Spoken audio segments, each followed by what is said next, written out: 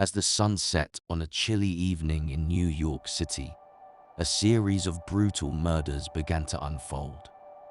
The first victim was a wealthy businessman found dead in his office, his throat slit from ear to ear. The second was a young couple, found in their apartment with multiple stab wounds. The third was a police officer, found shot in the head in an alleyway. The police department was in a frenzy, desperately trying to piece together the clues and find the killer before more innocent people met their demise. As they combed through the evidence, they noticed something strange. A single black rose was left at each crime scene. Detective Jack Thompson was assigned to the case, but as the murders continued, he found himself growing more and more frustrated with the lack of progress. He couldn't shake the feeling that he was missing something, that there was some connection between the victims that he couldn't see. As the body count climbed higher and higher, Jack became increasingly desperate. He began to spend long nights at the precinct, poring over evidence and trying to find any clue that would help him solve the case. One night, while he was working late, he received a call from his wife. She was panicked, her voice shaking as she told him that someone had broken into their home. Jack rushed home, but by the time he got there, it was too late. His wife was dead, strangled with a black rose placed delicately on her chest. Broken and consumed with grief, Jack's colleagues began to suspect that he was the killer. He had access to all the evidence, after all, and he had been acting strange ever since his wife's death. But Jack was innocent, and he knew it. Determined to clear his name and find the real killer, Jack continued to investigate the murders. And finally, he found the clue that had been eluding him all along. All of the victims had some connection to a wealthy businessman who had recently been found dead. With this new information in hand, Jack was able to piece together the killer's twisted plan. The businessman had been having an affair with the killer's wife, and in a fit of jealousy and rage, the killer had murdered him.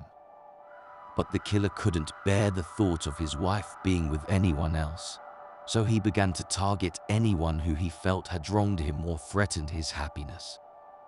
In the end, Jack was able to track down the killer and bring him to justice.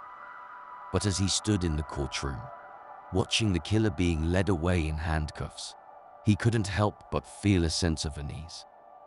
The killer's wife was still missing, and Jack couldn't shake the feeling that there was more to this story than he knew. And then, the twist came as Jack was leaving the courtroom. He received a call from his wife. She was alive, and she had been the one who had orchestrated the entire plan. She had faked her own death and manipulated her husband into solving the case. Also, she could get revenge on her lover and start a new life with her husband's money. With a sinking feeling in his gut, Jack realized that he had been played for a fool. The real killer had been right under his nose the whole time, and he had been powerless to stop her. As he walked out of the courthouse, he couldn't help but wonder what other secrets were hiding in the shadows of the city, waiting to be uncovered. Weeks had passed since Jack Thompson had solved the case and uncovered his wife's deception.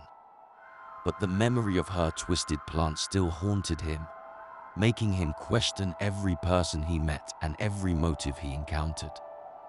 One night, Jack was walking home from the precinct when he noticed a black rose lying on the sidewalk. He picked it up, his heart pounding in his chest as memories of the murders flooded back to him. As he continued down the street, he noticed that the city had become eerily quiet. The usual sounds of car horns and chattering pedestrians had been replaced by an ominous silence. It was as if the entire city was holding its breath, waiting for something to happen. And then, Jack heard a faint whispering in his ear, as if someone was standing right beside him. He turned around, but there was no one there. His heart racing, He quickened his pace, trying to get back to his apartment as quickly as possible. But as he rounded the corner onto his street, he froze. A woman was standing in front of his building, her long dark hair hanging over her face. Jack couldn't see her features, but he knew that something was off about her. "Can I help you?" he asked tentatively, trying to keep his voice steady. The woman didn't respond, but Jack could hear her breathing, slow and steady. He tried to step around her, but she reached out and grabbed his arm, her grip tight and unyielding. Suddenly, Jack felt as if he was being pulled backwards, as if an invisible force was dragging him away from the woman. He struggled against it, but it was no use. He was being pulled inexorably towards her. And then, he saw her face. It was twisted and contorted, her eyes dark and empty. Jack screamed, but his voice was muffled, as if someone had placed their hand over his mouth. He struggled and fought, trying to break free from her grasp. But it was as if the woman was made of stone, unyielding and immovable. And then, just as suddenly as it had started, it was over. Jack found himself lying on the ground, gasping for air. The woman was gone, as if she had never been there. Shaken and terrified, Jack stumbled back to his apartment, his mind racing with questions. What had just happened to him? Was he losing his mind? As he lay in bed, trying to calm his racing heart, he heard a faint tapping at his window. He got up, his breath catching in his throat as he peered out into the darkness. There, standing on the fire escape outside his window, was the woman from the street. Her hair was whipping around in the wind, and her eyes were fixed on him with an unyielding gaze. Jack tried to scream, but no sound escaped his lips. He could feel a coldness creeping over him, as if the very air around him was freezing him from the inside out. And then, the woman spoke. Her voice was low and menacing, sending shivers down Jack's spine. "You should have left well enough alone," she said. "But now, you've uncovered secrets that were better left buried. And for that, you'll pay."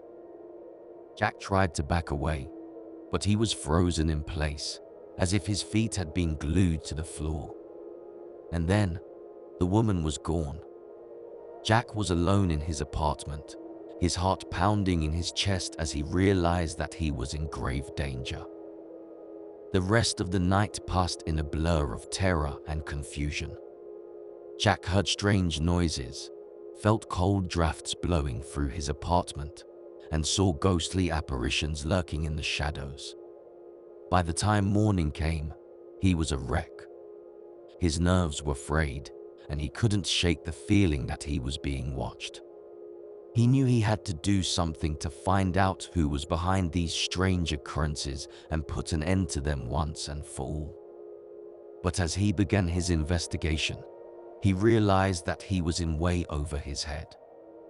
The more he dug, the more he uncovered, and the more dangerous his situation became. It wasn't long before Jack realized that the woman from the street was not acting alone. There was a whole network of people involved in the conspiracy, and they were willing to go to any lengths to keep their secrets safe.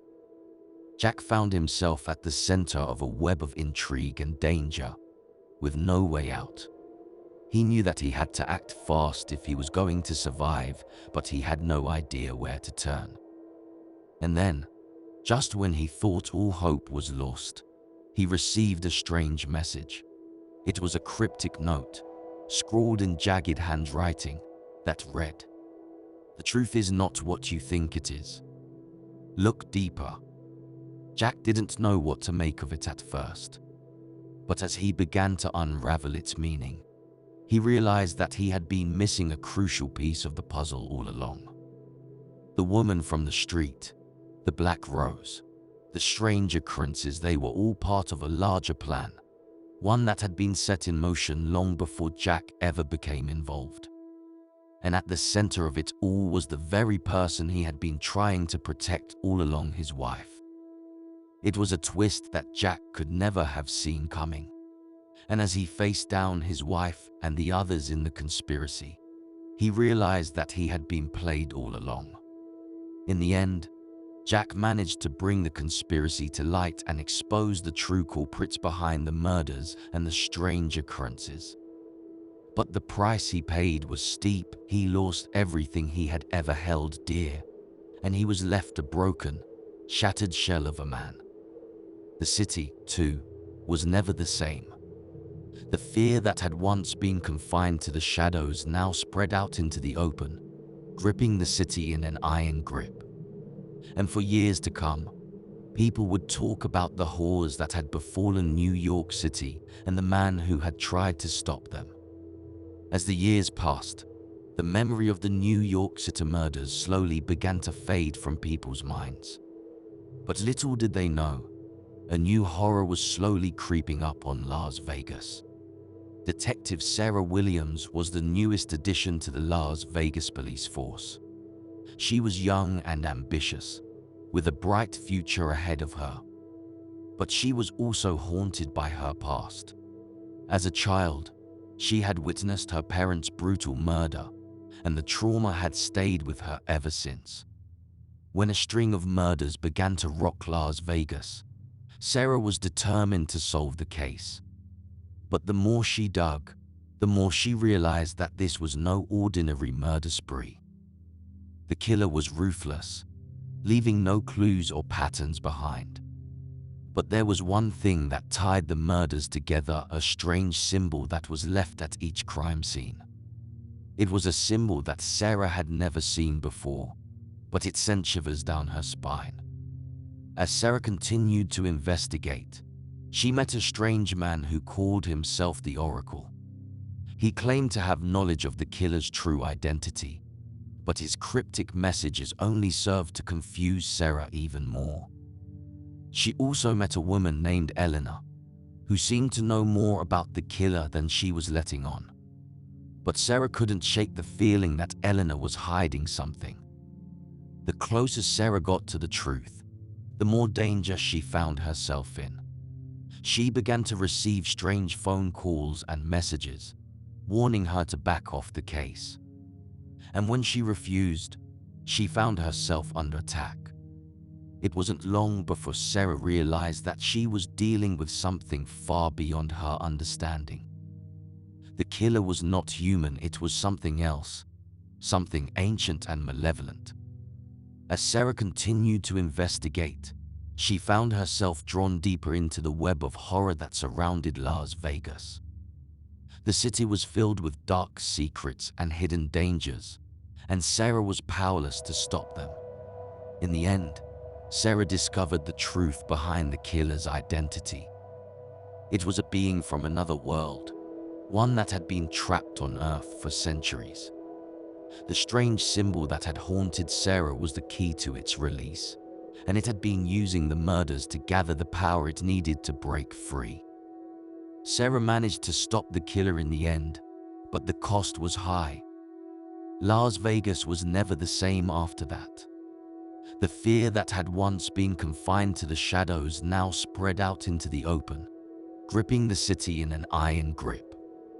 The Oracle and Eleanor disappeared without a trace, leaving Sarah to wonder if they were ever real in the first place. But one thing was certain, the horrors of Las Vegas were far from over.